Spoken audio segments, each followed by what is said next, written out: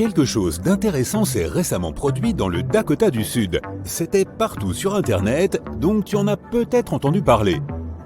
En juillet 2022, le ciel de cet État est soudainement devenu vert.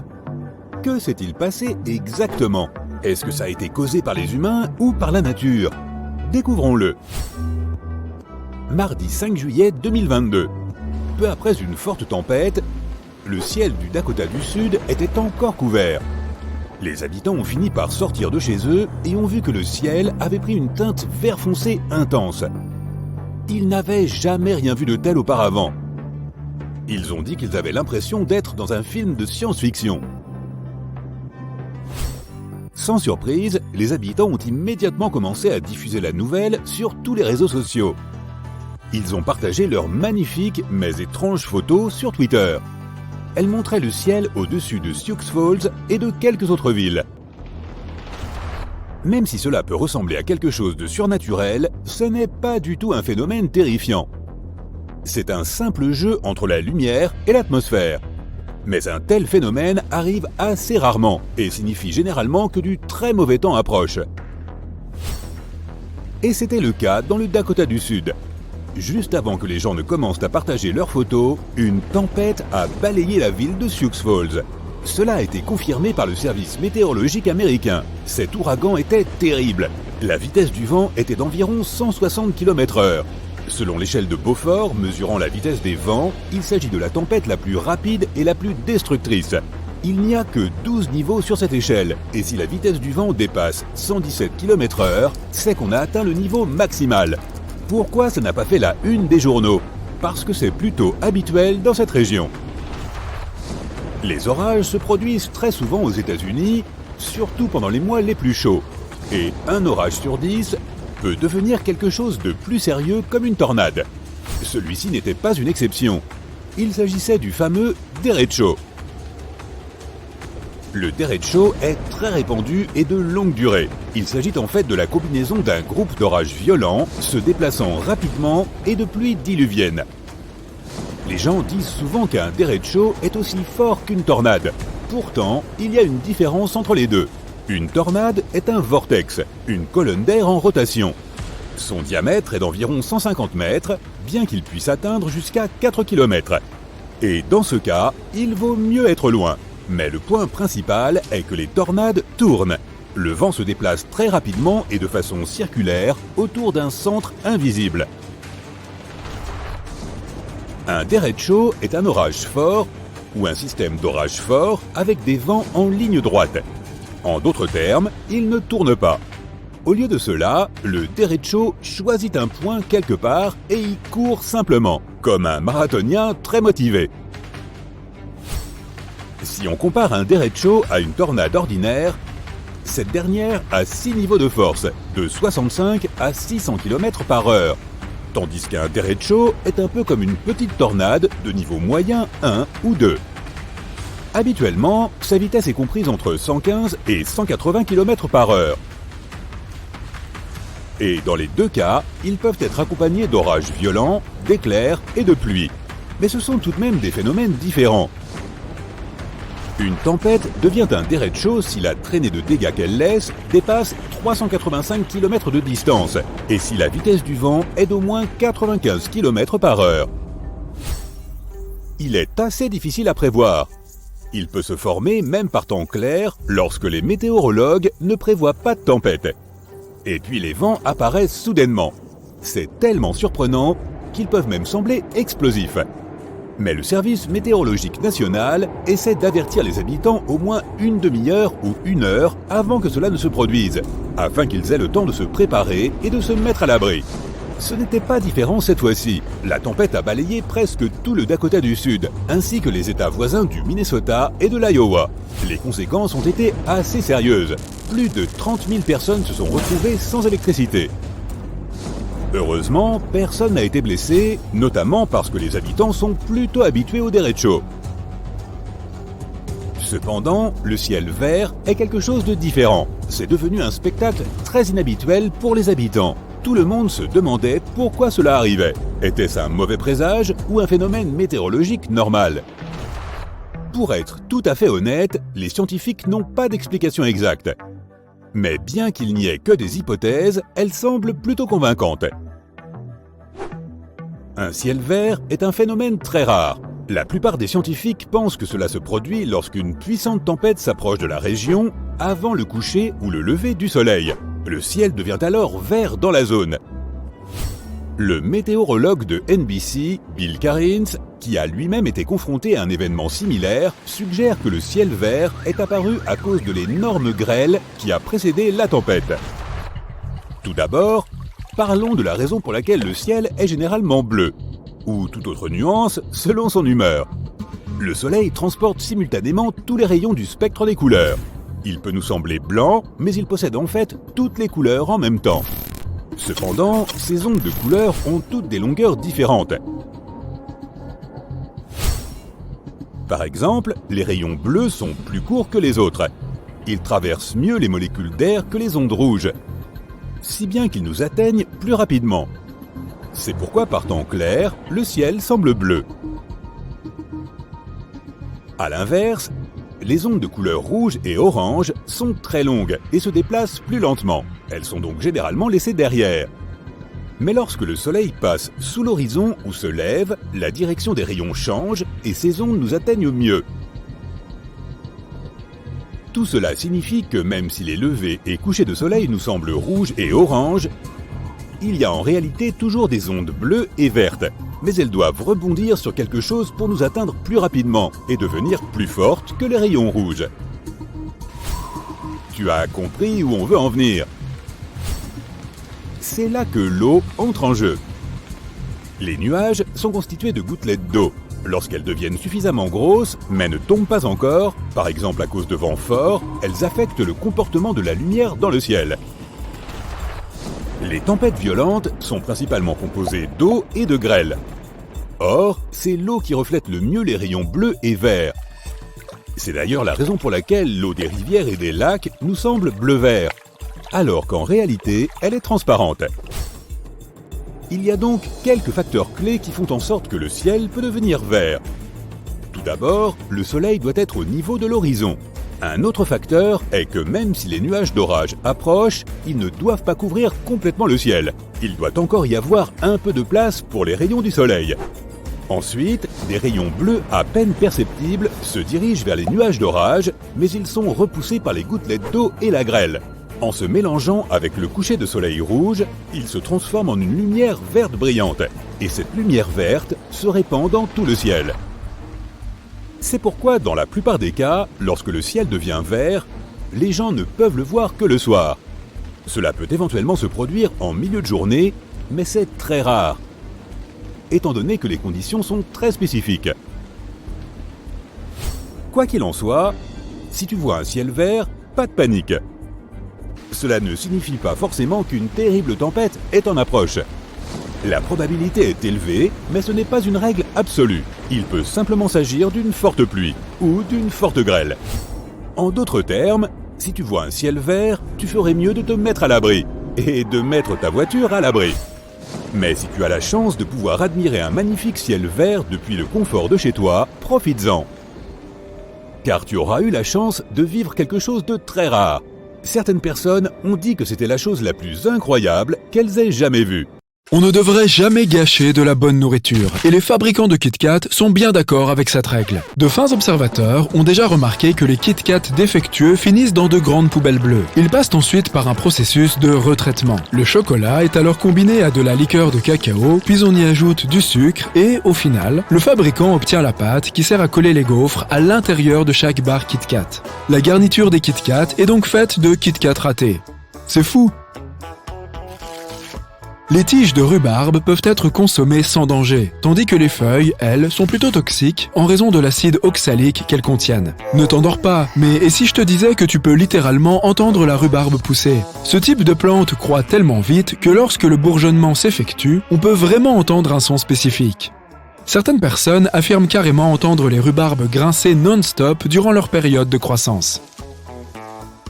Si tu pensais que les grains de maïs étaient uniquement jaunes, prépare-toi à une sacrée surprise. Il existe du maïs arc-en-ciel. Il ne s'agit pas d'un phénomène naturel cependant. C'est le fruit d'une sélection humaine. Ce n'est pas pour rien que l'on appelle ce type de maïs le glace gem. Tout d'abord, le grain semble effectivement être en vert. Et pour ce qui est de la partie pierre précieuse, les épis colorés ressemblent effectivement à des bijoux. Chaque grain est unique. Cette variété de maïs a été sélectionnée pendant de nombreuses années par Carl Barnes, un agriculteur et éleveur de l'Oklahoma en partie Cherokee. Les gens qui ont fait du popcorn avec ce maïs affirment que celui-ci est également coloré. La sauce Worcestershire n'a pas été inventée intentionnellement. Dans les années 1830, l'anglais Lord Sandys est revenu d'un voyage en Inde. L'Inde est célèbre pour ses délices, mais notre Lord appréciait une sauce en particulier. Il se rendit dans une pharmacie où il demanda à deux chimistes, John Lea et William Perrins, de lui concocter quelque chose de semblable. Ces derniers préparèrent un lot entier et comptaient le vendre. Mais l'odeur de légumes et de poissons était si désagréable qu'ils décidèrent de conserver le lot dans leur cave pendant quelque temps. Et puis, tu sais ce que c'est, la vie passe, et les deux hommes ont finalement oublié les tonneaux avec la sauce. Manifestement, cette dernière a fermenté. Les chimistes n'ont redécouvert le tonneau que 2 ans plus tard. Ces hommes devaient être de sacrés aventuriers du goût, puisqu'ils l'ont testé et c'était sucré. Regarde ces frites! Oui, certaines d'entre elles ont des taches noires inhabituelles. Si tu es un amateur de fast-food, tu as probablement déjà vu cela au moins une fois. Ce n'est pas quelque chose de bien méchant et cela ne signifie pas que ces frites sont impropres à la consommation. Il s'agit simplement de ce que l'on appelle des poches de sucre. La raison de leur apparition est simple. Si les frites sont conservées au réfrigérateur, l'amidon qu'elles contiennent se transforme en sucre. Lorsque le cuisinier les sort du frigo et commence à les faire frire, la température élevée fait cuire le sucre à l'extérieur avant que l'intérieur ne soit complètement cuit. Donc, en fait, ce ne sont que des taches extra caramélisées. Le problème éventuel, c'est que ces sucres peuvent laisser un petit goût de brûlé. Rien de plus. Les carottes ont aussi leur petit secret en matière de sucre. Elles sont bien plus sucrées en hiver. Le fait est que les carottes ont développé une sorte de réponse physiologique pour empêcher la formation de cristaux de glace. Ces derniers peuvent abîmer la carotte, et l'augmentation de la teneur en sucre permet de les éviter. Si tu as déjà vu un jour de la duck sauce, juste une petite précision. Sache qu'elle n'a en fait rien à voir avec les canards. Elle est très sucrée et son principal ingrédient est constitué de noyaux de fruits, notamment les prunes, les pêches et les abricots, ce sont les meilleurs. Pour épicer le tout, il est nécessaire d'ajouter du sucre, du vinaigre, du gingembre et des piments. Le mélange du sucré et des épices fait de cette sauce un condiment parfait pour les nems, rouleaux de printemps, viande et de nombreux autres plats salés. C'est difficile à croire, mais les croustilles au fromage que nous aimons tous étaient considérés comme bons à jeter dans les années 1930. Un jour, Edward Wilson a remarqué qu'un peu de maïs s'échappait de l'une des machines d'une usine qui produisait de la nourriture en flocons pour les animaux et formait des rubans. Ces rubans semblaient curieux, alors Edward décida de les emporter chez lui et de les assaisonner. Il a également remarqué que le maïs gonflé durcissait s'il était exposé à l'air. L'expérience s'est avérée être un succès, et le produit à base de maïs a été développé pour devenir une collation célèbre dans le monde entier. Quel est le point commun entre le beurre de cacahuète et une bague de fiançailles? Ils contiennent tous les deux des diamants. Un scientifique allemand a appris à transformer le beurre de cacahuète en diamant. Il a extrait l'oxygène du CO2. Il a obtenu du carbone, puis l'a soumis à une pression intense. À la fin, il a récupéré de vrais diamants. Ça semble facile, mais ça ne l'est pas. Il a pris du beurre de cacahuète ordinaire et l'a pressurisé avec une puissante machine. La pression était 1,3 million de fois plus élevée que l'air qui nous entoure. Puis, il a chauffé le tout à des températures que l'on rencontre normalement à 800 km sous la surface de la Terre. Techniquement, le scientifique a ainsi simulé la façon dont les structures cristallines se forment dans le manteau inférieur de la Terre. Alors, si tu as déjà pris un pot de beurre de cacao pour le transformer en diamant, n'oublie surtout pas aussi de prendre de la gelée et du pain. En cas d'échec, tu seras bien content d'avoir au moins un bon petit sandwich. Encore une question bizarre pour toi.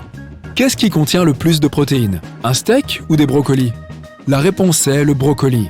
Mais il y a un tout petit détail. Il contient plus de protéines par calorie que la viande. Ainsi, 100 calories de brocoli t'apporteront plus de protéines que 100 calories de viande. Autre avantage, le brocoli ne contient pas d'acides gras trans ni de cholestérol. La dernière énigme ici, promis. Alors, qu'est-ce qui est le plus énergétique? Une pomme ou une tasse de café? Désolé les amoureux de café, les pommes sont aussi bonnes que votre boisson préférée. Alors, la prochaine fois que vous sentez que vous manquez d'énergie, essayez de prendre une pomme au lieu d'un double expresso. Les pommes sont riches en minéraux, en vitamine C, en glucides et en fibres. Elles te donneront donc autant d'énergie que le café. Probablement même plus. Les gens ne savent toujours pas exactement comment les chips ont été inventés, mais une légende prétend qu'elles ont été créées en 1853 par le chef d'un luxueux restaurant de Saratoga Springs dans l'État de New York. Les gens y adoraient les frites, mais un jour, un client n'était pas satisfait de leur qualité et s'est plaint qu'elles étaient trop épaisses. George Crumb, le chef de ce restaurant, a dû préparer des frites plus fines. Le client pointilleux n'était toujours pas content. Le chef s'est mis en colère. Sans surprise, c'était la 3e fois qu'il préparait le même plat pour ce client. Il a donc fait exprès de rendre ses frites ultra fines. Les tranches étaient si minces qu'il était impossible de les manger avec des couverts. Étonnamment, le consommateur capricieux a fini par adorer le plat. La recette est vite devenue virale et les frites ont fait leur apparition dans toutes les épiceries américaines. La seule chose qui a changé, c'est qu'au départ, il s'agissait d'un plat chaud et qu'il s'est un peu transformé en une collation. Envie d'une bonne salade de fruits? Si tu voulais faire pousser tous les ingrédients nécessaires, tu n'aurais pas nécessairement besoin d'arbres distincts. Tout ce dont tu as besoin, c'est d'un arbre multigreffe. Il peut comporter différentes variétés d'un même fruit ou des types de fruits complètement étrangers. Et oui, il est possible de faire pousser jusqu'à 6 fruits différents sur un seul arbre. La salade César n'a rien à voir avec la Rome antique et Jules César. Cette salade est mexicaine et son histoire a commencé à Tijuana. Elle a été inventée par accident par le chef restaurateur César Cardini.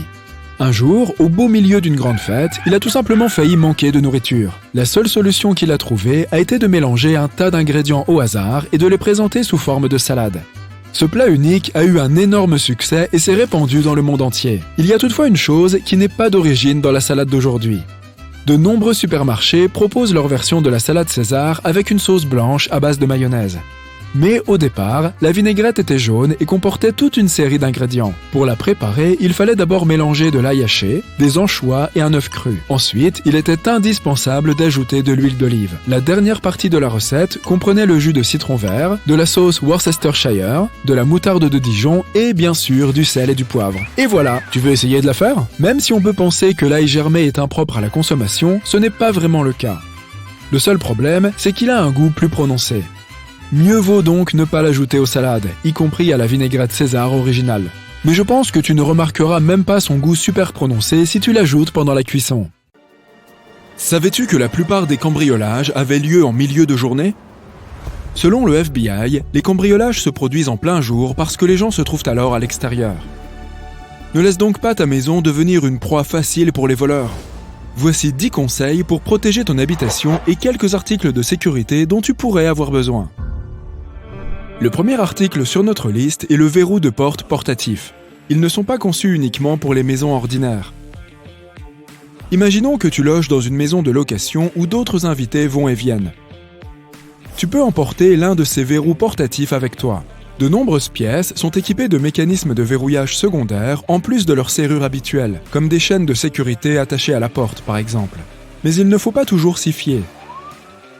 Ces mécanismes ne sont maintenus que par des vis, ce qui signifie qu'il est facile de les forcer. Il existe de nombreux modèles de verrous portatifs. Alors, que faut-il rechercher? La facilité d'usage est la clé pour l'installation et le retrait en cas d'urgence. La plupart des portes battantes conviennent à de tels articles. Adalock est un bon exemple et ces verrous sont disponibles en ligne. Ils sont relativement bon marché, leur conception est polyvalente et, surtout, ils sont livrés en une seule pièce. Quelques secondes suffisent pour accroître ta sécurité. Il suffit d'insérer les griffes dans la gage de la porte, puis de la refermer. Le verrou sera maintenu en position par une poignée. Et voilà le travail! Les cambrioleurs s'attardent rarement dans ta maison et ne prennent pas la peine d'emporter des objets lourds comme ta télévision. Ils veulent entrer et sortir en moins de 10 minutes. Ce qu'il faut alors faire, c'est prendre des précautions pour les ralentir. Le verre feuilleté est idéal à cet égard et c'est un investissement judicieux. Les fenêtres normales en verre trempé peuvent se briser facilement, mais les fenêtres en verre feuilleté agissent comme des boucliers. Elles peuvent se fissurer mais pas se briser. Au lieu de s'acharner bruyamment et d'attirer l'attention, le cambrioleur s'en ira très probablement. la structure du verre feuilleté diffère de celle du verre ordinaire. Elle maintient la vitre intacte même après un impact violent. Les fenêtres en verre feuilleté sont environ 100 fois plus robustes et 5 fois plus durables que les fenêtres standards. Qu'est-ce qui rend ce type de verre si particulier ? Tout d'abord, il est composé de plusieurs couches. Il y a 2 couches de verre et, entre les deux, un matériau en vinyle qui permet de garder les 2 couches intactes. En outre, le verre feuilleté est insonorisé. On fait donc d'une pierre 2 coups, puisque la couche intermédiaire absorbe une partie du bruit extérieur. Bon, c'est censé être une vitre après tout. Ne va pas t on voir cette couche de vinyle ? C'est peut-être la première question qui te vient à l'esprit. Et non, le verre feuilleté est transparent, tout comme les autres types de verre. Il permet de profiter d'une vue claire comme du cristal, tout en restant en sécurité. Enfin, on aimerait tous, mais hélas, il est assez coûteux de se procurer ces verres anti-effraction conçus tout spécialement. Il est toutefois possible de faire appel à des professionnels pour installer un film stratifié sur tes fenêtres standards, ou même d'acheter un film de sécurité. Ils fonctionnent tous selon le même principe. Mais il est évident que de telles alternatives ne peuvent pas être aussi solides que le verre feuilleté lui-même. Les conseils suivants proviennent d'un ancien cambrioleur, Michael Fraser. Aujourd'hui, il donne des conseils sur la façon de se protéger contre les infractions et son premier conseil est assez intéressant. Abstiens-toi de mettre un autocollant « Attention, chien méchant » si tu en as un. Si un chien peut se promener dans ta maison sans déclencher la moindre alarme, il est évident qu'un être humain le peut aussi. C'est ainsi que réfléchissent les cambrioleurs. De plus, de nombreux chiens peuvent se montrer rapidement amicaux, à moins qu'ils n'aient été spécialement dressés pour attraper les intrus. S'il s'agit d'un chien ordinaire, on peut facilement l'enfermer dans une pièce, et tu connais la suite. Dis adieu à tes objets de valeur. Annoncer la vente de sa maison en ligne est une procédure standard pour attirer les acheteurs potentiels, mais aussi les malandrins. Avec ces photos que tu as prises innocemment, les cambrioleurs peuvent établir des plans d'étage. Pire encore lorsqu'il y a des visites virtuelles. Ils peuvent facilement repérer les entrées et les issues de secours et c'est l'outil parfait pour planifier le cambriolage d'une maison. La 5e sur notre liste est l'achat d'un système de sécurité résidentiel. Il permet de prévenir les vols et d'avertir en cas d'effraction. Selon certaines données, les maisons sans système de sécurité seraient presque 3 fois plus vulnérables au cambriolage. Et il existe de nombreux systèmes parmi lesquels choisir. Certains sont coûteux, mais il existe heureusement des options plus abordables. Il n'est même pas nécessaire de faire appel à des professionnels. Ce système de sécurité à monter soi-même, proposé sur Internet, est un parfait exemple de gadget économique, doté de fonctions utiles. Ces types de dispositifs sont conçus pour être faciles à installer. Une application te guidera à travers le logiciel et pour paramétrer le produit lui-même. En prime, tu n'auras pas à te soucier des vis, des outils ou du perçage. Il dispose par ailleurs d'un service d'urgence rapide qui peut avertir les autorités si tu le souhaites. Et comme il est facile d'installation, il est également parfait pour les résidents à court terme. Tu te souviens que j'ai dit que si un chien pouvait se promener dans ta maison, c'est qu'un voleur le pouvait aussi ? Eh bien, la technologie n'est pas l'allié des voleurs. Ces types d'appareils peuvent désormais détecter les intrus tout en tolérant ton animal de compagnie. Les capteurs peuvent être placés aux fenêtres, aux portes et dans les coins, tout en étant réglés pour éviter les fausses alarmes provoquées par les animaux domestiques. Un autre dispositif permettant d'ajouter une mesure de protection, en particulier dans les résidences communes comme les dortoirs, est une cale de porte avec alarme. Ces dispositifs sont très compacts, tu peux donc les mettre dans tes bagages et même les emmener en vacances. Tu peux aussi l'utiliser dans ta vie quotidienne. Une cale peut être utilisée sur n'importe quelle porte, à condition qu'elle s'ouvre vers l'intérieur. Elle fonctionne comme une cale ordinaire en maintenant la porte fermée. Comment cela fonctionne-t-il ? Lorsque l'alarme est déclenchée, elle empêche l'intrus d'entrer et fait retentir une sonnerie stridente. Celle-ci peut réveiller le propriétaire de la maison ainsi que les voisins. Ce produit est également facile à trouver en ligne. Michael, le cambrioleur repenti, recommande également de penser comme un voleur. Pose-toi la question, comment pourrais-je entrer ici ? C'est un excellent exercice pour découvrir les points vulnérables de ta maison. Fais-en le tour. Y a-t-il une fenêtre qui peut être facilement ouverte ? Oh, attends, c'est ton ordinateur portable sur le bureau qui est visible depuis la rue ? Et en parlant de la rue, si tu achètes un nouvel appareil électronique comme une télévision ou un ordinateur, ne laisse pas les cartons vides exposés près de la poubelle. C'est une véritable invitation pour les voleurs qui sauront immédiatement que tu as des appareils électroniques coûteux et neufs à l'intérieur. Au lieu de cela, détruis ces boîtes en carton et mets-les au recyclage. Les fenêtres du rez-de-chaussée sont malheureusement des points d'entrée dans 23% des cambriolages. Pour contrer cela, il est possible d'acheter un kit d'alarme sans fil. En ce qui concerne la porte d'entrée, l'installation d'un pen dormant à double cylindre peut être une solution. De même, un éclairage à détection de mouvement peut aussi faire l'affaire. Il y a des angles morts chez toi? Opte pour une caméra de sécurité à vision nocturne. Si tu veux voir ce qui se passe à l'intérieur de ta maison plutôt qu'à l'extérieur, tu peux aussi te procurer l'un de ces gadgets de sécurité high-tech. La sphère mobile robotisée Orbi ressemble à une balle dans laquelle est insérée une caméra. Sa vision n'est pas limitée.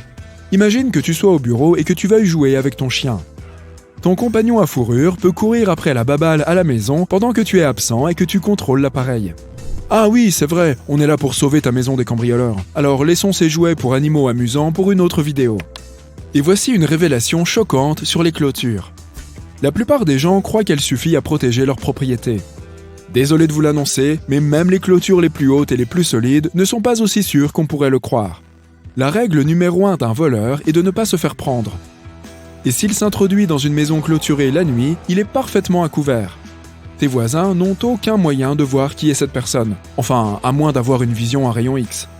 Les clôtures doivent être difficiles à escalader. L'une de leurs principales raisons d'être est justement l'intimité. Mais les clôtures en métal, en fil de fer et à piquet sont bien plus difficiles à escalader pour les intrus. Voilà, nous avons déjoué les projets des cambrioleurs. Appliquer les conseils de cette liste peut t'aider à décourager et à prévenir les cambriolages, ainsi qu'à assurer ta propre sécurité. As-tu déjà vécu de tels incidents? Et si oui, as-tu d'autres conseils à partager avec nos sympathiques spectateurs? Les lumières sismiques font partie des phénomènes naturels les plus mystérieux qui soient. Elles peuvent se produire avant, pendant ou après un tremblement de terre. Elles sont généralement blanches ou bleutées et ne durent que peu de temps, mais elles peuvent parfois rester jusqu'à 10 minutes. Il est difficile de les étudier, car elles peuvent se produire à des distances variables de l'épicentre du séisme. Nous savons par ailleurs qu'elles n'apparaissent que lors des tremblements de terre puissants, d'une magnitude de 5 ou plus sur l'échelle de Richter. Les scientifiques pensent qu'elles pourraient être causées par la libération d'oxygène ionisé qui se produit lorsque certaines roches se fissurent.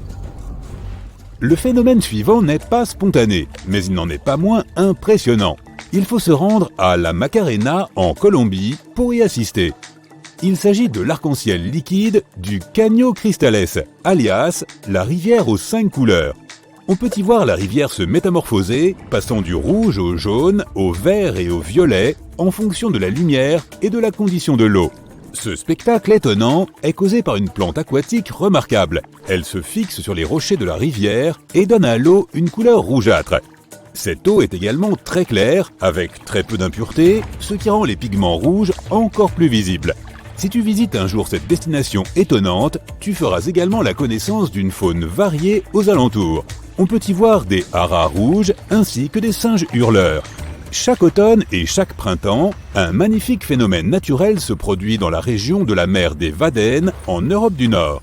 Environ 1,5 million d'étourneaux se rassemblent au même endroit pour se reposer dans les hautes herbes pour la nuit. Cependant, avant que la nuit ne s'installe, les étourneaux peuvent être assaillis par des oiseaux de proie affamés. Les étourneaux forment alors des motifs complexes pour échapper aux rapaces, ce qui donne lieu à un ballet hypnotique. Ce spectacle est connu sous le nom de soleil noir et implique des milliers, voire des millions d'oiseaux qui volent en formation. La raison de ce vol synchronisé est qu'il rend plus difficile pour les prédateurs de repérer et de capturer un étourneau en particulier. Les sons volcaniques, également appelés signaux acoustiques volcaniques, peuvent se produire avant une éruption. Ils proviennent de la mise sous pression du magma dans les crevasses et les tunnels, des explosions de bulles de gaz et des réseaux d'eau thermale près de la surface du volcan. Lorsque le magma monte, le gaz s'accumule et fissure la surface. Le magma, riche en gaz, produit alors un son semblable à celui d'un orgue de barbarie, connu sous le nom de trémor volcanique. Le son change au fil du temps, prenant des allures de concert naturel. Un trémor volcanique est le signe d'une éruption imminente. Il est donc préférable de se mettre à l'abri si l'on entend quelque chose d'inhabituel à proximité du site d'un volcan. L'un des phénomènes les plus irréels que l'on puisse vivre sur Terre se produit à proximité des dunes de sable. Si tu te trouves au sommet d'une dune, tu auras peut-être la chance d'entendre l'une des choses les plus étranges qui soient, du sable chantant. En réalité, les scientifiques n'ont pas encore pleinement compris pourquoi ce phénomène se produit. Selon une théorie, le sable produirait ce son en glissant le long des dunes et serait provoqué par la friction entre ses grains. Mais comment reconnaître le chant du sable? C'est un peu comme un avion qui vole au loin. L'un des rares endroits sur Terre où le sable fait un bruit si puissant qu'il peut être entendu par les touristes est le désert du Namib en Afrique ou les Barking Sands qui se trouvent à Hawaï. Pour voir une rare cascade dorée, il faut se rendre au parc national de Yosemite et plus précisément à la chute Horsetail. Tu devras planifier ton voyage à l'avance pour être sûr d'arriver en hiver ou au début du printemps. C'est la seule période de l'année où l'on peut admirer ce spectacle magnifique. Soyons clairs, ce n'est pas de l'or véritable qui tombe de la montagne. Il s'agit en fait d'une illusion d'optique. Au crépuscule, la lumière du soleil frappe la cascade d'une manière si particulière qu'elle lui donne l'apparence d'une rivière faite d'or ou de lave. Dans le parc national californien de la vallée de la mort, certaines roches semblent se déplacer d'elles-mêmes et laisser des traces derrière elles. Les scientifiques ont d'abord pensé que le grand géocoucou, tu sais, le bip-bip du dessin animé, pouvait être à l'origine de ces mouvements. Mais cette créature est bien trop petite pour traîner des rochers. On a également pensé que le vent pouvait en être à l'origine, mais les rochers sont également trop lourds pour être emportés par celui-ci. Les scientifiques étudient ces roches depuis des années, mais jusqu'en 2014, personne ne les avait vraiment vues bouger.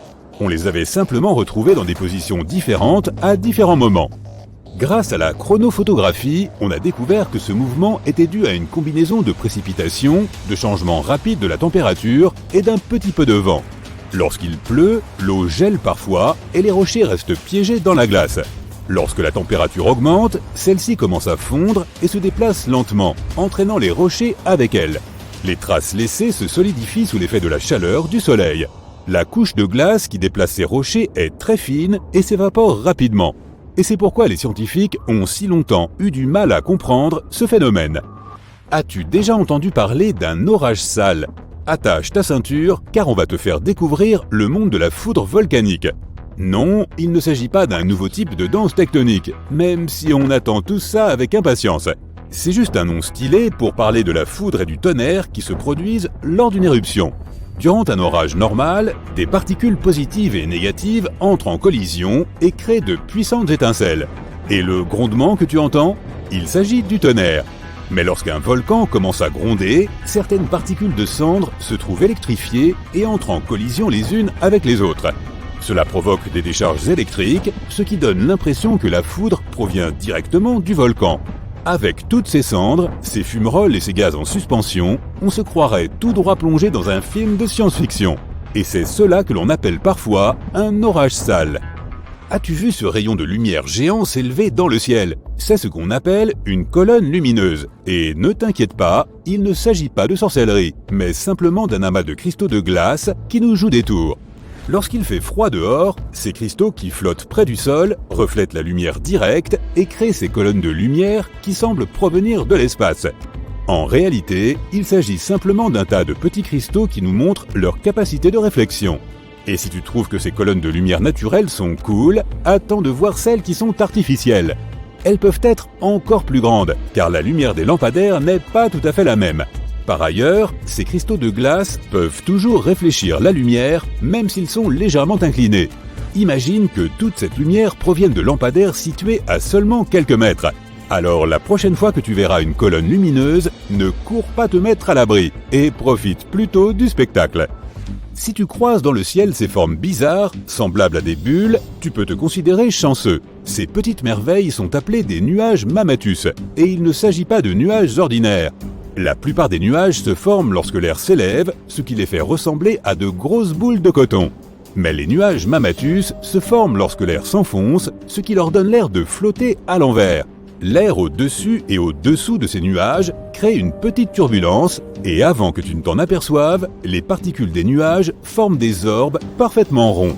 Ne reste pas trop longtemps à les regarder, car ils sont souvent le signe qu'un orage se prépare.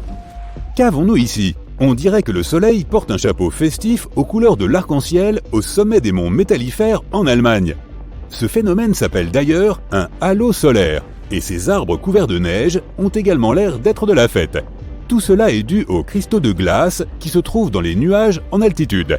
Ils aiment courber et réfléchir la lumière, ce qui donne l'impression que le soleil est en train de danser comme dans une lampe à lave. Et oui, cela peut signifier que le mauvais temps n'est pas très loin. Mais ne laisse pas cela gâcher ton plaisir. Tu peux toujours rester dans le coin et prendre de superbes photos. Cet arbre hérissé de pointes sait comment tirer, alors tu ferais mieux de ne pas t'en approcher. Il s'appelle l'arbre bombardier et tu peux le trouver en Amazonie. Au départ, ses graines ont la forme d'une petite citrouille. Au fil du temps, elles durcissent et mûrissent. Mais voici la partie amusante. Juste au moment où elles atteignent leur maturité, les graines éclatent et sortent à une vitesse de 240 km/h. Elles peuvent même atteindre des distances de 18 mètres. C'est pourquoi il est si risqué de se trouver sur leur chemin pendant l'explosion. Sans oublier que les graines sont également toxiques. Au point où on en est. Bien sûr, certains arbres ne poussent pas tout à fait à la verticale. Mais un arbre complètement courbé, dont les branches touchent même le sol, c'est un spectacle à ne pas manquer. Un tel arbre, le genévrier Sabine, pousse en Espagne. Sa forme dépend du vent, car l'arbre se plie dans sa direction. Par conséquent, non seulement il a souvent une forme bizarre, mais il peut aussi en changer complètement à différentes périodes de l'année. Cet arbre flexible peut atteindre plus de 8 mètres de haut et a tendance à pousser dans les endroits les plus improbables, comme sur des rochers. Que penses-tu d'un arbre qui est aussi vieux que les dinosaures ? Découvert en 1994, le pin de Wollemi peut être trouvé dans les Blue Mountains de Sydney en Australie. Il remonte à plus de 200 millions d'années. On peut donc facilement imaginer que les dinosaures se sont promenés autour de lui. Comme ces arbres sont en voie de disparition et que seulement 100 spécimens en existent à ce jour dans la nature, les scientifiques n'ont pas envie de divulguer leur emplacement. Ils veulent s'assurer que les arbres soient bien préservés. De plus, ils sont importants pour la science, car les étudier peut nous aider à découvrir de nouvelles informations sur le passé de la Terre. L'écorce d'un arbre peut nous apprendre beaucoup de choses différentes, comme les différentes périodes de température qu'il a traversées ou son exposition à divers composés chimiques. L'arbre de vie tient son nom du fait qu'il est capable de résister à des conditions très difficiles et de prospérer tout de même. Situé dans le désert du Bahreïn, le Prosopis cineraria possède un système racinaire très profond, qui lui permet de survivre à la chaleur torride. Les scientifiques ne savent toujours pas comment il parvient à obtenir suffisamment d'eau. Il est si particulier qu'il rassemble plus de 50 000 touristes chaque année. La India dormida au Panama est une zone montagneuse qui a la forme du corps d'une jeune fille endormie. Elle fait partie d'une région plus vaste et mystérieuse appelée El Valle de Antón, près de l'un des plus grands volcans dormants habités au monde. On y trouve aussi des arbres assez bizarres, des arbres carrés. Même les cernes de ces arbres, c'est-à-dire à l'intérieur de leur tronc, ont la même forme, avec des arêtes nettement dessinées, parfois même un angle parfait de 90 degrés. Les chercheurs ont essayé de comprendre pourquoi ces arbres poussent dans cette forme particulière. Ils ont même essayé de prélever des échantillons de certains de ces arbres afin de les planter ailleurs, pour voir s'ils conservaient cette forme. Et ça n'a pas marché. Il est donc clair que la forme étrange de ces arbres a quelque chose à voir avec la vallée elle-même. Certaines personnes pensent qu'à l'origine, un agriculteur local aurait planté ces arbres dans des boîtes, les forçant à pousser ainsi afin de réduire les pertes en menuiserie, car les arbres ronds finissent souvent par être découpés en planches rectangulaires. L'un des arbres les plus anciens et les plus grands du monde se trouve dans le parc national des Séquoias aux États-Unis. Il s'agit du général Sherman et il mesure une hauteur record de 84 mètres. C'est presque aussi grand que la Statue de la Liberté. Sa circonférence est tout aussi impressionnante, puisqu'au niveau du sol, son tronc mesure environ 30 mètres de large. Quant à son âge, on ne peut que deviner qu'il a entre 2300 et 2700 ans. Comment ça va, vieille branche ? Il existe de nombreuses espèces d'arbres magnifiques, mais aucune n'est aussi frappante que l'eucalyptus arc-en-ciel que l'on trouve aux Philippines. Il a presque l'air d'être peint à la main, en raison de ses couches d'écorce multicolores. Cet arbre présente une coloration irrégulière, affichant de nombreuses couleurs à la fois, du vert au bleu, puis au violet, en passant par l'orange et enfin au brun. Il n'est pas utilisé à des fins de décoration, mais plutôt pour la fabrication de papier. En Namibie se trouve un arbre à la forme étrange et plutôt dangereux, l'arbre bouteille. Pour ce qui est de sa forme, le nom parle de lui-même, avec un tronc rond qui se rétrécit vers le haut. Mais la sève laiteuse récoltée sur cet arbre est extrêmement toxique. La légende veut que les chasseurs locaux y trempaient leurs flèches pour plus d'efficacité. Il est cependant très beau au moment de la floraison avec des fleurs roses et blanches au centre rouge. Voir un arbre tordu de temps en temps n'a rien de spécial. Mais pour en voir une forêt entière, il faut se rendre dans la ville polonaise de Gryfino. Près de celle-ci, il y a une forêt composée de 400 arbres aux formes étranges. Ils ont été courbés grâce à une intervention mécanique. Ils n'ont pas simplement poussé comme ça, mais le but de la manœuvre reste un mystère à ce jour. Certains ont dit que c'était parce que le bois de ces arbres était destiné à la fabrication de meubles ou même à la construction de bateaux. Mais, quoi qu'il en soit, l'exploitation de cette forêt a fini par être abandonnée. Le Seiba Pantandra, ou fromager, a entrepris d'envahir les anciens temples de Taprom au Cambodge, créant une vue spectaculaire. Les branches massives de ces arbres ont été libres de pousser sur les structures depuis des lustres, tout cela remontant jusqu'au XIIe siècle. Les temples ont été depuis restaurés et sont accessibles aux touristes. Le dragonnier pousse dans les îles Canaries, au nord-ouest de l'Afrique. Les locaux disaient qu'une fois qu'un dragon meurt, il se transforme en arbre. D'une longueur impressionnante de 15 mètres, l'arbre produit une sève rouge que l'on nomme sang dragon et qui peut être récoltée à partir de l'écorce. Cette substance est encore utilisée à ce jour comme remède ou pour créer des teintures. L'un des arbres les plus grands, les plus anciens et les plus impressionnants du monde est le baobab de Sunland. Il mesure 22 mètres de haut et a une circonférence de 47 mètres.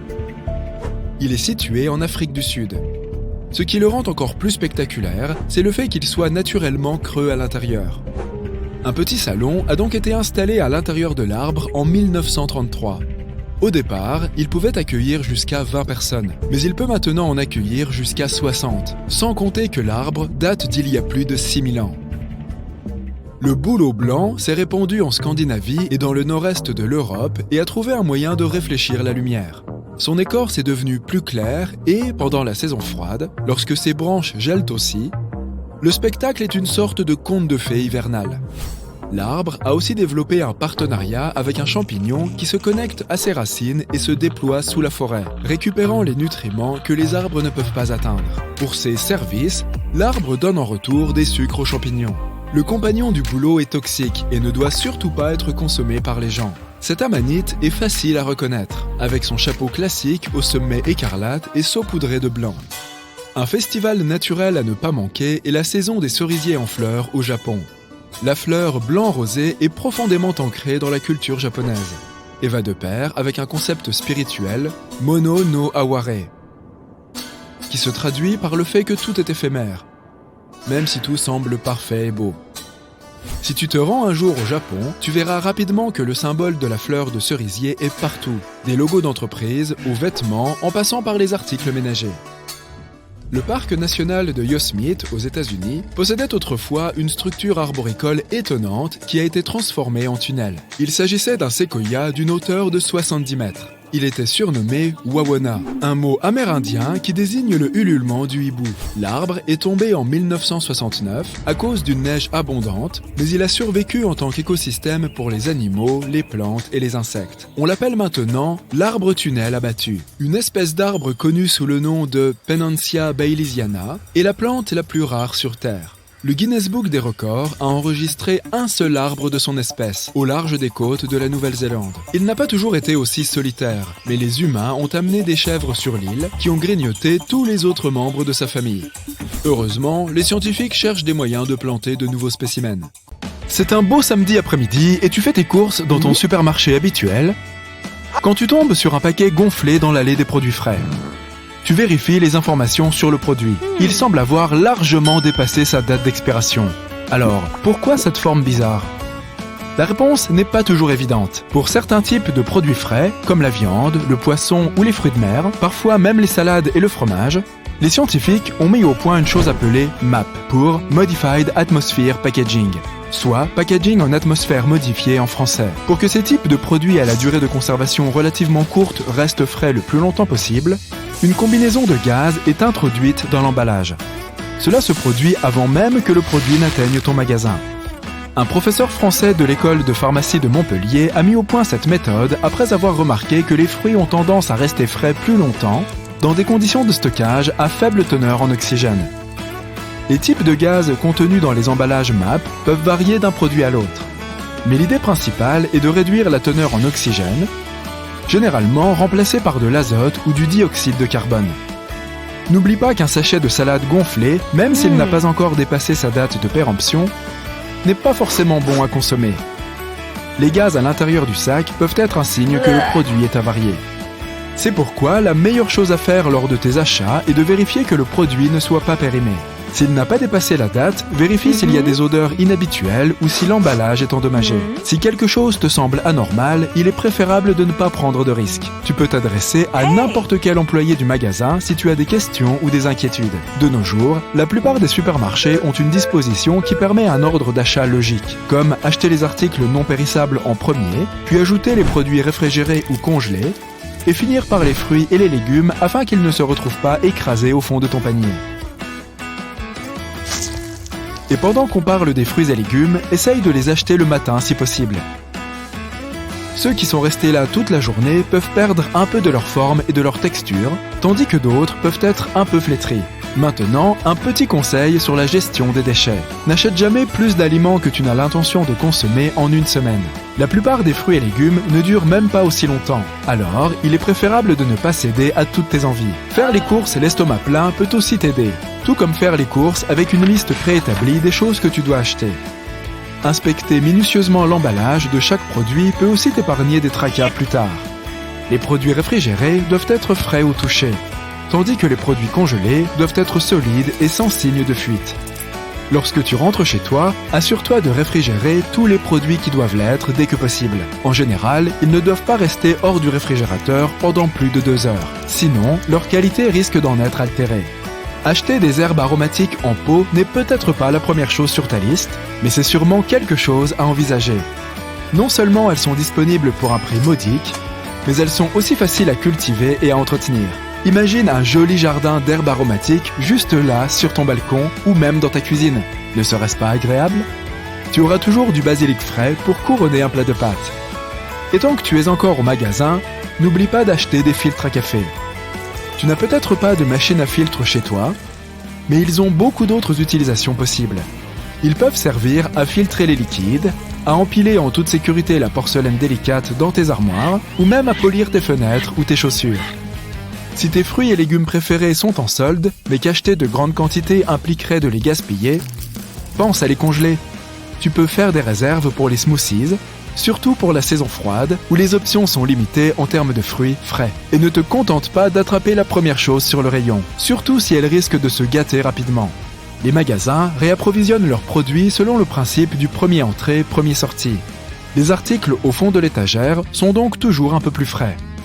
Il en va de même pour le thé si tu le préfères au café. Opte plutôt pour des feuilles de thé en vrac. Non seulement tu réduiras tes dépenses, mais tu pourras aussi faire tes propres mélanges maison. Le thé en feuilles a également un goût plus prononcé que le thé vendu en sachet. Pour ce qui est des autres articles ménagers, fais des réserves d'ampoules, de serviettes en papier et de piles. Il y a de fortes chances que tu aies un jour besoin d'un de ces articles, c'est pourquoi il est préférable de les acheter en grande quantité lorsqu'ils sont en solde. Ils ne seront jamais gaspillés et, avouons-le, c'est toujours ennuyeux lorsque la télécommande de la télévision ne fonctionne plus, mais que tu n'as plus de piles. Essaye de réduire le nombre de fois où tu vas faire des courses pour n'acheter qu'un seul article. C'est inefficace et tu finiras probablement par acheter des choses dont tu n'as pas vraiment besoin.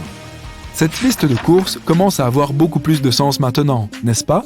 Une autre liste qui vaut la peine d'être faite, celle qui contient tout ce que tu as dans ton réfrigérateur. Essaye de créer une telle liste au moins 2 fois par semaine. Planifier tes repas au moins 1 semaine à l'avance t'aidera aussi à réduire les achats impulsifs. Si tu sais déjà ce que tu mangeras pour le dîner de mercredi, pourquoi ajouter autre chose au panier si c'est inutile ? En même temps, essaye d'être créatif avec tes restes. Pourquoi les jeter alors que tu peux les mélanger et les assortir, ou ajouter quelques herbes ou des saveurs supplémentaires pour les rendre meilleurs ? Range tes restes dans des récipients transparents pour plus de visibilité, et n'aie pas peur de prévoir un repas de restes pendant la semaine. Il est tout aussi agréable de les considérer comme des ingrédients plutôt que comme de vulgaires restes. Utilise les restes de pâtes ou de légumes cuits à la vapeur pour faire une tortilla ou une omelette. Mélange tes légumes cuits avec quelques tomates pour créer une sauce pour les pâtes. Prépare des wraps pour le déjeuner du lendemain avec n'importe quoi, du riz à la viande en passant par les légumes.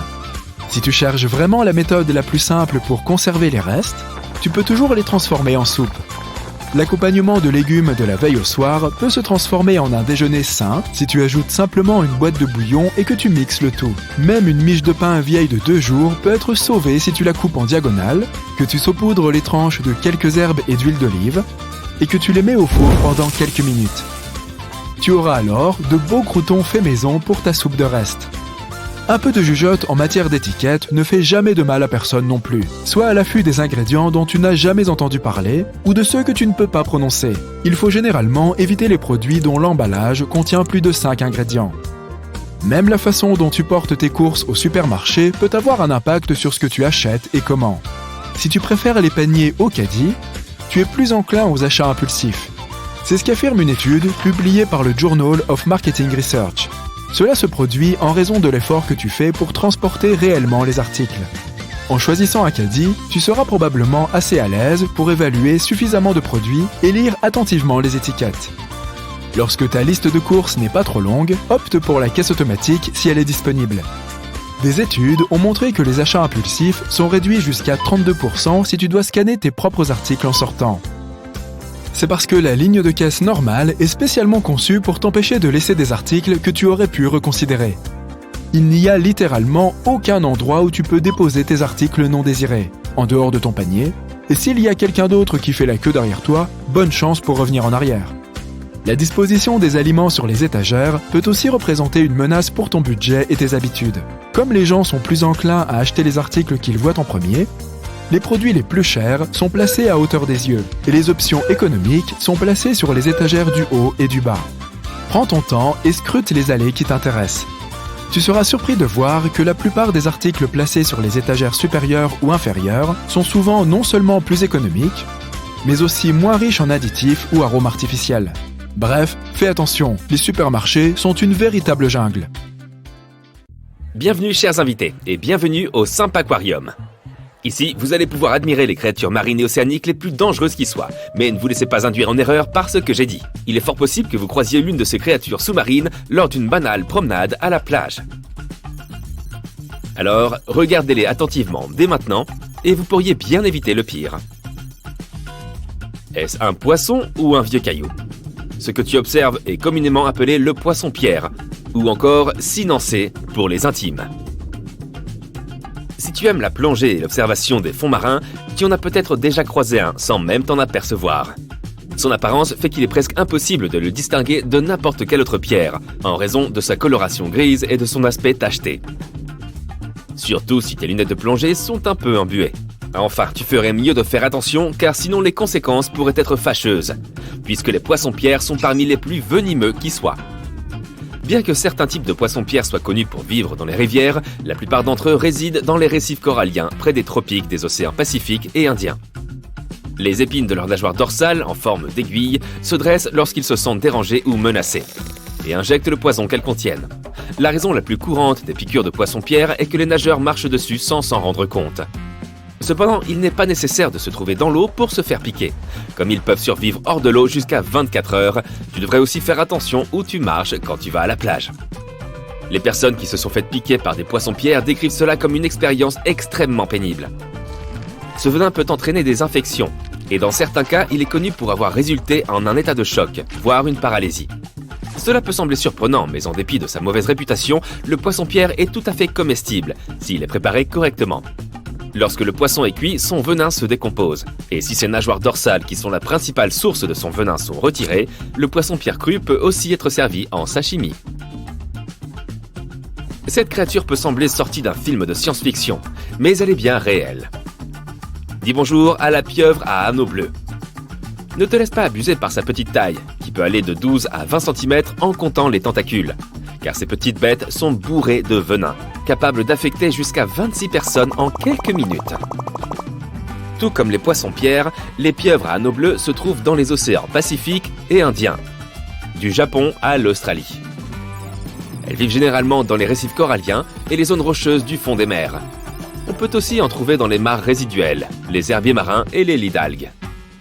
Les pieuvres à anneaux bleus ne sont pas agressives par nature.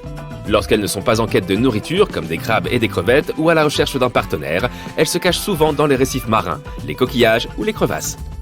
Ce n'est que si elles sont provoquées, acculées ou saisies à pleine main qu'elles deviennent dangereuses pour l'homme. Lorsqu'elles sont menacées, elles prennent une couleur jaune vif et des anneaux bleus iridescents apparaissent sur tout leur corps, en guise d'avertissement à leurs prédateurs potentiels. Leur piqûre passe généralement inaperçue, tu ne pourrais donc pas te rendre compte que tu as été piqué avant qu'il ne soit trop tard. Le venin d'une pieuvre à anneaux bleus peut provoquer des vertiges, ainsi qu'une perte d'essence et des capacités motrices, et finalement la paralysie. Alors vaut mieux garder tes mains pour toi et reculer en vitesse si tu en vois une. Non, ce n'est pas un bouquet de fleurs, alors n'essaie pas de cueillir et de sentir une de ces choses rosâtres en forme de cube. Ce qui se trouve devant tes yeux est un animal marin appelé l'oursin-fleur.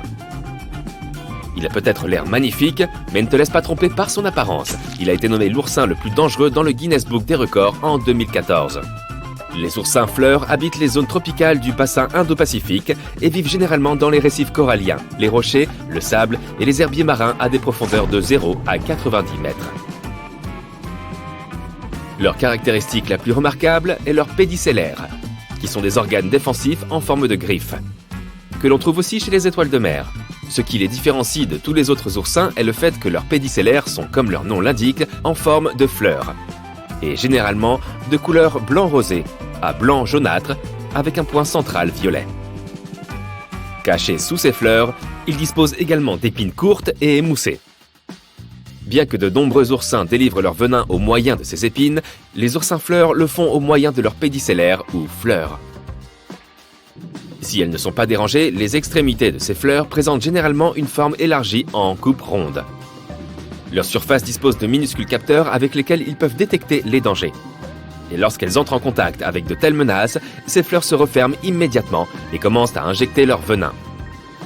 Ce qui est curieux, c'est que les petites griffes de ces fleurs peuvent parfois se détacher de leurs tiges, s'accrocher au point de contact et continuer à injecter du venin pendant des heures à quiconque les a touchés.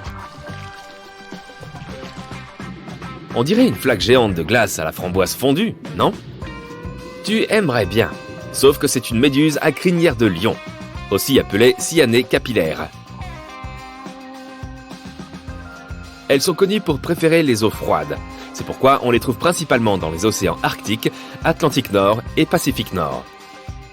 Mais il est également possible de les apercevoir autour des îles britanniques et dans les eaux scandinaves.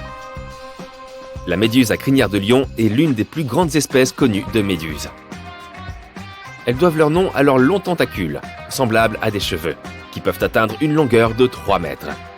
Et bien que le diamètre moyen de la cloche d'une méduse à crinière de lion soit d'environ 50 cm, elle peut parfois atteindre un diamètre de plus de 2 mètres. La plus grande méduse à crinière de lion jamais observée a été vue en 1865 au large des côtes du Massachusetts. On a mesuré qu'elle avait des tentacules d'environ 36 mètres de long pour un diamètre de plus de 2 mètres. Pour te donner un ordre de grandeur, elle était plus longue qu'une baleine bleue. Les méduses à crinière de lion chassent en étendant leurs tentacules tout autour, créant ainsi un piège pour attraper leur nourriture. Comme elles disposent d'environ 1200 tentacules urticants, il faudrait un poisson extrêmement chanceux pour espérer leur échapper.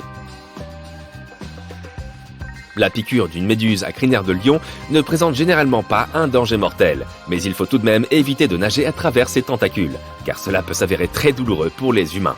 Et si tu en vois une échouer sur la plage, mieux vaut ne pas la toucher, car elle peut te piquer encore longtemps après avoir été rejetée sur le rivage. Fait amusant, la méduse à crinière de lion apparaît dans l'histoire de Sherlock Holmes, la crinière du lion, en tant que suspecte. Mais ne t'inquiète pas, nous ne donnerons aucun spoiler. Le dernier animal marin que tu observes à présent est un serpent de mer. Et oui, ils sont différents des anguilles. Il existe 69 espèces identifiées de serpents de mer. La plupart d'entre eux se trouvent dans les eaux tropicales et subtropicales des océans Indien et Pacifique. Et ils existent depuis des millions d'années. Pour faciliter les choses, les scientifiques ont séparé toutes les différentes espèces de serpents de mer en 2 catégories. Les vrais serpents de mer et les trichots rayés. Alors que les vrais serpents de mer passent presque tout leur temps en mer, les trichots rayés peuvent aussi ramper sur la terre ferme. Si tu vois un serpent sur la plage, tu peux déterminer s'il s'agit d'un serpent de terre ou de mer en regardant sa queue. S'il ressemble à une pagaie, alors c'est un serpent de mer que tu as là. Mais assure-toi de garder tes distances dans les 2 cas. Tous les serpents de mer doivent faire surface régulièrement pour respirer, car ils n'ont pas de branchies. C'est pourquoi tu pourrais en croiser un pendant que tu nages. Si cela arrive, tu ferais mieux de t'éloigner le plus vite possible, car la plupart des serpents de mer ont davantage de venin que le cobra ou le crotale moyen. Cependant, comme ils n'attaquent que s'ils sont provoqués, les morsures sont assez rares. Un autre fait anodin sur les serpents de mer, ce sont les seuls reptiles à donner naissance dans les océans. La majorité des serpents de mer gardent les œufs en eux et donnent naissance à des petits serpents presque déjà formés tout en nageant. Mais ce n'est pas le cas du tricoréier à lèvres jaunes. Ils se rendent sur la terre ferme pour pondre leurs œufs. Tu te souviens du poisson-pierre au début de notre visite? Ils sont chassés par les serpents de mer. Et oui, c'est ça la chaîne alimentaire. Tu te prépares pour une aventure au pays de la glace et du feu. Mais avant de passer en mode explorateur de volcan, écoute bien ce qui va suivre. Tu dois faire ton sac correctement pour profiter au maximum de ton voyage. Ne sous-estime jamais la météo en Islande. Peu importe que tu y ailles en janvier ou en mai, tu peux t'attendre à toutes les saisons en un seul voyage, ou même en une seule journée. Si tu pars en été, emporte à la fois des vêtements légers et des vêtements plus chauds, et de bonnes chaussures de randonnée. Tu auras certainement besoin d'une couche extérieure imperméable et coupe-vent. N'hésite pas à apporter une veste d'hiver isolante, il est toujours préférable de l'enlever que de ne pas l'avoir. Une autre chose que tu dois savoir sur l'été islandais est qu'entre le 15 et le 30 juin, tu peux vivre une expérience connue sous le nom de soleil de minuit. Le soleil ne se couche pas avant minuit, et même là, il descend à peine sous l'horizon, donc ça ressemble plus au crépuscule. À moins que ton logement n'ait des rideaux très épais, tu pourrais avoir du mal à dormir quand il fait si clair dehors. C'est pourquoi il est judicieux d'emporter un masque de sommeil. Et pour la journée, tu auras certainement besoin de lunettes de soleil et de crème solaire. Ou alors, tu peux y aller en décembre, quand il ne fait jour que 4 heures et 7 minutes par jour. Les températures hivernales ne sont pas aussi terribles qu'on ne le pense, mais la neige et les vents venant de toutes les directions aggravent la situation. Alors, concentre-toi sur le fait de rester au chaud et au sec. Une veste isolante, une ou deux couches chaudes, un pantalon thermique, un pantalon imperméable réfléchissant pour rester au sec et se faire remarquer dans la neige, un bon bonnet et des chaussures solides. Tout ça te permettra d'aller loin. En complément, des crampons t'aideront à rester stable sur les terrains glacés. Le printemps et l'automne sont assez courts et le temps y est très imprévisible. Donc ton équipement hivernal fera aussi l'affaire. Même si tu vas en Islande par le temps le plus froid, emporte absolument un maillot de bain. L'océan en Islande n'est bien sûr pas bien chaud, mais tu auras besoin d'un maillot pour les piscines extérieures et les sources chaudes dont le pays regorge. Comme toutes les piscines sont chauffées grâce à l'énergie géothermique, elles sont toujours chaudes. Les habitants et les touristes se baignent dans toutes sortes de conditions météorologiques, même quand il neige. Le Blue Lagoon est la station thermale géothermique la plus célèbre. Il utilise de l'eau de mer provenant d'environ 2000 mètres sous terre, qui contient des minéraux terrestres utiles. Une fois qu'elle est chauffée par une centrale géothermique voisine, un mélange d'eau de mer et d'eau douce se déverse dans une piscine de lave à une température d'environ 39 degrés Celsius. Sa magnifique couleur turquoise lui vient de la silice qu'elle contient et qui reflète la lumière du soleil. Apporte absolument une gourde pour ton voyage. Tu peux la remplir avec de l'eau du robinet car elle est parfaitement sûre et saine. Le pays est rempli de sources et de glaciers, et cette eau de haute qualité arrive à chaque robinet. Elle ne contient aucun produit chimique, c'est donc officiellement l'une des eaux les plus claires du monde. Tout ce que tu dois faire, c'est attendre un peu lorsque tu passes de l'eau chaude à l'eau froide. L'eau chaude arrive aussi directement dans les maisons islandaises, et elle est chauffée par des sources géothermiques. Le soufre qu'elle contient lui donne une odeur d'œuf pourri. Même si c'est un peu répugnant, c'est totalement inoffensif. L'eau en bouteille est hors de prix et elle provient de toute façon des mêmes sources. Les Islandais n'ont aucun problème à parler et comprendre l'anglais, mais si tu veux te sentir comme un local, n'oublie pas d'emporter des oreillettes de traduction. L'islandais est assez difficile à appréhender et peut sembler inhabituel. La langue compte moins d'1 demi-million de locuteurs natifs, mais ils en sont super fiers et elle ne cesse de se développer. Au lieu d'emprunter des mots à d'autres langues pour les nouveaux concepts, ils en créent de nouveaux ou réutilisent d'anciens mots. Le mot islandais pour ordinateur, par exemple, se traduit littéralement par « oracle des nombres ». Il existe plus de 130 façons de dire « vent » et 112 d'entre elles sont écrites sur une passerelle en bois, du vent le plus calme au plus fort, au cas où tu voudrais les apprendre. Il y a aussi certains concepts que la langue française n'a tout simplement pas, comme par exemple « temps de fenêtre ». C'est ce genre de temps qui semble beau de l'intérieur, mais qui te fait regretter ta décision d'être sorti. Si pour une raison quelconque, tu prévoyais d'amener un cheval en Islande, arrête-toi tout de suite. La race de cheval islandais est l'une des plus anciennes et des plus pures au monde, son histoire remontant au Xe siècle. L'histoire raconte que les ancêtres des animaux d'aujourd'hui ont été soigneusement sélectionnés pour être amenés en Islande depuis la Norvège à l'époque des Vikings. Et depuis le XIe siècle, personne n'a importé d'autres races de chevaux en Islande. C'est interdit par la loi. Cet isolement complet aide les chevaux islandais à rester en excellente santé et à vivre longtemps. Ces magnifiques créatures étaient autrefois le seul moyen de transport du pays. Ils se sont adaptés pour survivre dans toutes sortes de conditions climatiques et ont grandi, même s'ils n'ont toujours pas l'air énormes. Et si tu en vois un, ne l'appelle jamais un poney. Cela pourrait vexer les habitants. Désolé de casser le mythe, mais ton souhait ne se réalisera pas simplement parce que tu as jeté une pièce dans l'une des sources thermales d'Islande. Les panneaux interdisant de jeter des pièces sont là pour une bonne raison. Les pièces restent dans les eaux cristallines, gâchant l'aspect naturel des geysers et des piscines. De plus, les chercheurs ont prouvé que les pièces de monnaie et autres déchets peuvent changer définitivement la couleur de l'eau thermale. C'est précisément ce qui s'est passé à Yellowstone. Le bassin Morning Glory a changé de couleur, passant du bleu tropical au vert, avec des nuances de orange et de jaune. Si tu ne veux pas que cela arrive aux magnifiques paysages islandais, garde tes pièces dans ta poche ou pour acheter des souvenirs. Les elfes sont très présents en Islande. Environ la moitié de la population croit en leur existence. Le folklore local considère les elfes comme le peuple caché qui vit dans les champs de lave. Lorsque quelqu'un veut construire quelque chose sur l'un d'eux, il doit tenir compte de l'avis des elfes. Ces derniers ont un porte-parole qui vient aux réunions. Parfois, la construction de routes est même détournée autour des rochers où vivent les elfes, pour ne pas les déranger. Ces petits bonshommes partent à la chasse aux maisons pendant les vacances d'hiver, et ce sont 13 elfes, appelés les Yule Lads, qui apportent leurs cadeaux à la jeune génération d'Islandais. Si tu veux en savoir plus sur les lutins pendant ton voyage, tu peux t'inscrire à l'école des lutins de Reykjavik. Tu recevras un manuel, un diplôme d'elfe et un thé avec des biscuits en prime. Elles peuvent sembler être là simplement pour que tu les prennes en photo, mais ces petites pyramides de pierre ont en fait un nom et une histoire. Les anciens construisaient des cairns qu'ils utilisaient comme une sorte de système GPS bien avant que cette technologie ne soit inventée. Les voyageurs marquaient certains endroits le long de leur route pour aider les autres à trouver leur chemin. C'était autrefois le seul moyen de marquer les itinéraires, et tu peux encore en trouver partout sur l'île. Bien sûr, l'Islande a maintenant le GPS, mais il est illégal de déplacer les pierres des cairns, car ils sont considérés comme une partie importante de l'histoire.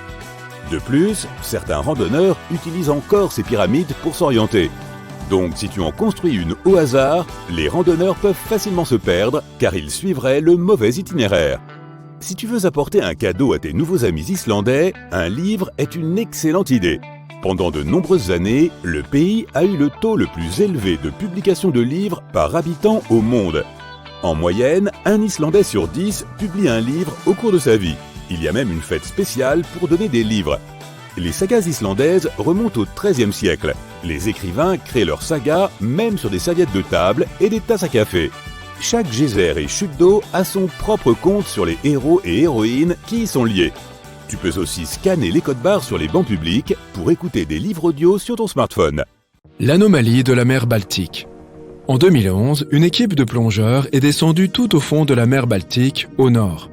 Ils partaient à la chasse au trésor. Mais ils ont découvert un objet plutôt bizarre. Ils ont pris des photos qu'ils ont ensuite partagées et certaines personnes ont cru qu'il s'agissait du vaisseau spatial d'une civilisation inconnue. D'autres ont pensé qu'un phénomène naturel avait donné forme à cet objet. Mais les métaux à l'intérieur de la structure ne pouvaient pas avoir été formés naturellement. Aujourd'hui, certains scientifiques pensent qu'il s'agit d'un objet datant de la période glaciaire. Peut-être même d'une météorite qui s'est retrouvée prise dans la glace à cette époque. Un maelstrom est un tourbillon, une sorte de puissant courant rotatif qui se forme lorsque deux courants se rencontrent, créant un vortex circulaire. Même les intrépides vikings avaient peur des maelstroms. Leur puissance était telle qu'ils pouvaient faire couler de très grands navires. Ces tourbillons restent dangereux aujourd'hui encore.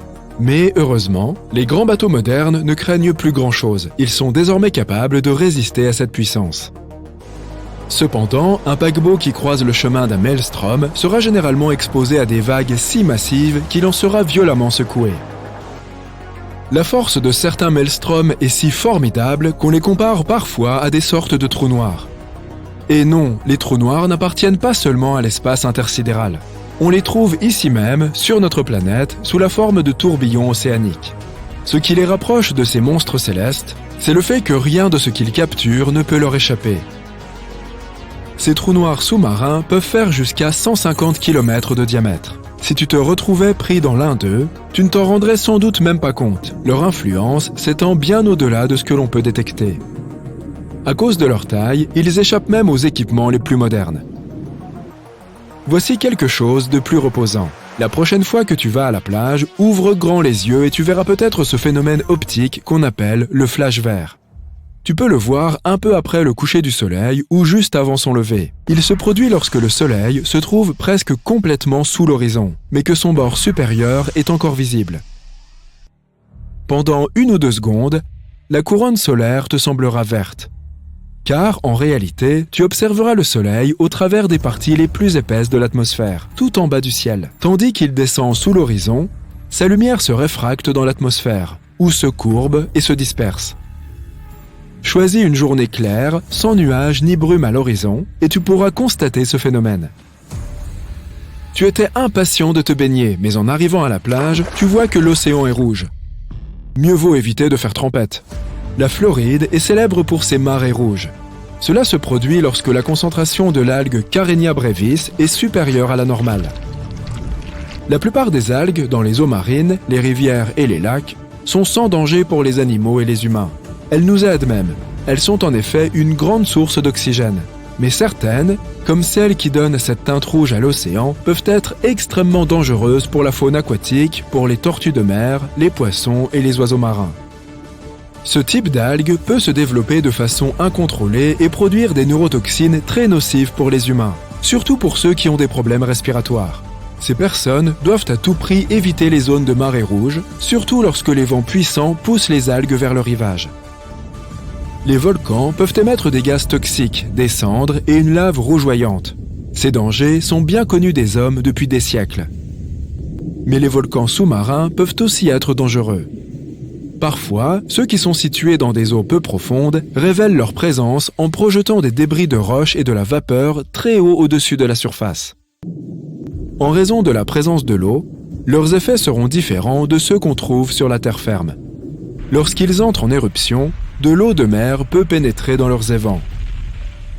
La lave peut se répandre sur le plancher océanique, parfois même se déverser depuis des volcans terrestres. Lorsqu'elle entre dans l'eau, elle se refroidit si rapidement qu'elle peut passer à l'état de gravats et de sable. On trouve des débris volcaniques en grande quantité dans ces zones. Tu as déjà vu ces étranges plages de sable noir à Hawaï? Elles sont le résultat de cette activité. La lave et les puissantes éruptions représentent un danger évident. Mais les volcans sous-marins, dans les eaux profondes, sont tout aussi dangereux, même quand ils n'entrent pas en éruption. Ils produisent des poches d'air. Ces bulles diminuent la densité des eaux environnantes, ce qui peut même provoquer des naufrages. Le pire, c'est que lorsque tu regarderas la surface de l'océan, tu ne sauras pas qu'un danger t'attend. Tu ne verras pas ces poches d'air qui peuvent déséquilibrer même de très grands navires. Et ce, sans crier gare. La mer croisée est un phénomène rare, beau à observer mais aussi très dangereux. C'est quand on voit des vagues carrées. Elles sont assez fréquentes dans les zones peu profondes de l'océan. Tu peux observer ce phénomène près de l'île de Ré ou depuis les plages de Tel Aviv, mais aussi dans de nombreuses autres zones du monde entier. Cela se produit lorsque 2 systèmes de vagues se propageant dans 2 directions différentes viennent se croiser. Elles forment alors un motif en damier. Cela arrive en général après le passage d'un front atmosphérique. Et cet état de mer se structure en une grande quantité de flux directionnels. Ces vagues peuvent être dangereuses pour les nageurs et les plaisanciers. Les vagues produites par les forts courants océaniques peuvent être imprévisibles et mesurer jusqu'à 3 mètres de haut. On les appelle parfois des murs blancs. Leur puissance est telle qu'elles peuvent faire chavirer des bateaux de grande taille. Si tu remplis un verre avec de l'eau de mer et que tu regardes avec attention, tu y verras des quantités de très petites particules. L'eau de mer contient des sels dissous, des graisses, des algues, des protéines et d'autres débris de matière artificielle et organique. Si tu secoues ce verre, de minuscules bulles apparaîtront à sa surface. C'est ainsi que l'écume de mer se forme, lorsque les vagues et les vents agitent l'océan. Lorsque l'écume de mer est épaisse, cela peut être dû à une grande concentration d'algues. Lorsque les algues se désagrègent dans la mer, leur matière dérive souvent vers les rivages. En général, l'écume de mer n'est pas dangereuse pour les humains. Mais lorsqu'elle contient des algues décomposées, elle peut être nocive pour notre environnement. Il peut arriver que des poches d'air éclatent et libèrent les toxines qu'elles contiennent. Cela peut causer une irritation des yeux ainsi que d'autres problèmes de santé. Les mascarets se produisent dans l'embouchure et le cours inférieur de certains cours d'eau. Une marée puissante va à la rencontre du courant et repousse le fleuve. Les mascarets font partie de la catégorie des ressauts hydrauliques, un changement soudain du niveau de l'eau. Il s'agit d'une poussée positive, ce qui signifie que la vague remonte le courant du fleuve, rendant sa masse beaucoup plus importante. Un raz-de-marée négatif, c'est lorsque le cours d'eau devient soudainement très peu profond. Tu ne verras pas de mascarets partout. Le fleuve doit être assez peu profond et son embouchure doit être assez étroite. La zone où la mer et le fleuve se rencontrent doit être plate et large. De plus, la zone située entre la marée basse et la marée haute doit faire au moins 6 mètres de large. Bien sûr, il y a quelques exceptions, comme pour l'Amazone, le plus grand fleuve du monde.